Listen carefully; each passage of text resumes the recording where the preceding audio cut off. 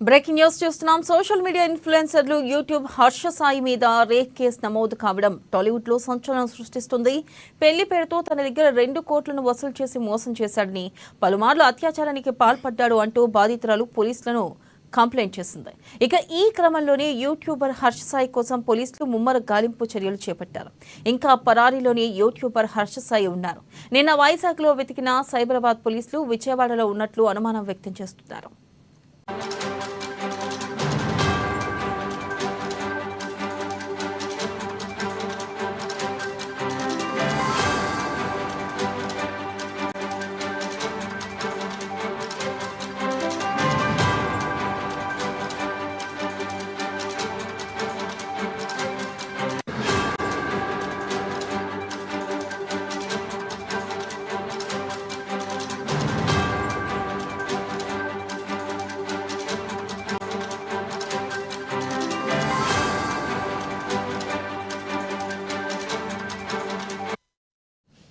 Breaking news చూస్తున్నాం. Social media influencer YouTuber Harsha Sai మీద rape case నమోదు కావడం టాలీవుడ్ లో సంచలనం సృష్టిస్తుంది.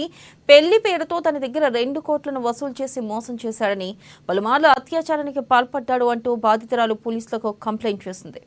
ఈ క్రమంలోనే యూట్యూబర్ హర్ష సాయి కోసం పోలీసులు ముమ్మర గాలింపు చేపట్టారు. ఇంకా పరారీలోనే యూట్యూబర్ హర్ష సాయి ఉన్నారు. నిన్న వైజాగ్ లో వెతికిన సైబరాబాద్ పోలీసులు విజయవాడలో ఉన్నట్లు అనుమానం వ్యక్తం చేస్తున్నారు.